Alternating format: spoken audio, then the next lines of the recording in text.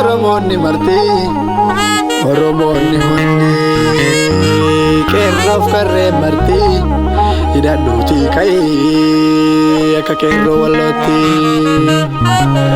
Oromoonni marti Oromoonni cufti Oromoonni hundi hayyuuf goonni marti hidhadhuu falmadhu kaya komotti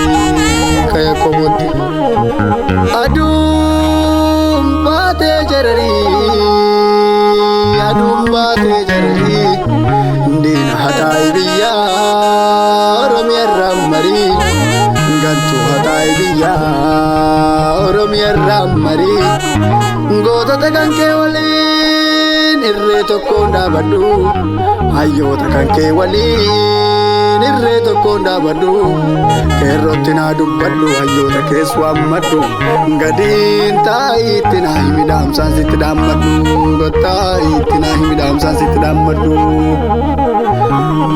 Qeerroon gaaraa baroodaa karreen gaaraa barooddi wal waammatee lallabee Oromiyaa tuqanii kanaaf garaa dadhabee hayyoota isaa hidhanii kanaaf garaa dadhabee kan bilisummaa hawwee hidhannoodhaan haa ka'u garroon garaa waadee kutannoodhaan haa ka'u roorroon dangaa dabartee hidhiituutuuf boo'ichi nurraa dhaabuu hin danda'u hidhiituutuuf boo'ichi nurraa dhaabuu hin danda'u.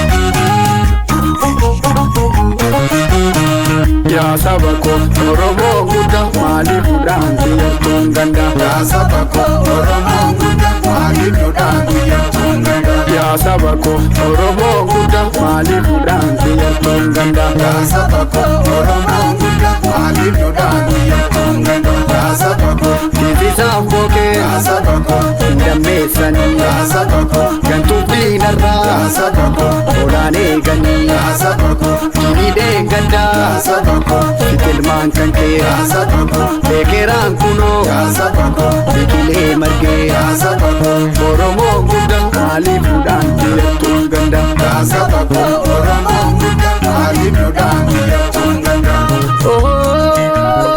Yoonu dhageessanii nurraa dhorka namticha keessanii qeerroo kana jaballeessanii qeerroo kana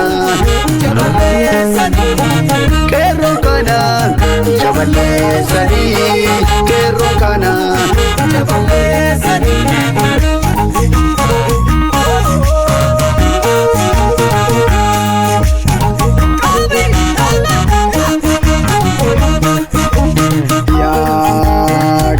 Mataa guduruu sumatu gaachan Oromooti duruu haleelli jabsi ofirraa jara kaleessa harka farmanu muruu jara kaleessa harka farmanu muruu qabsoo malee bocha obsinu furuu jara kaleessa harka farmanu muruu qabsoo malee bocha obsinu furuu qabsoo malee bocha obsinu furuu qabsoo malee bocha obsinu furuu qabsoo malee bocha obsinu furuu kilaash malee bocha obsinu furuu.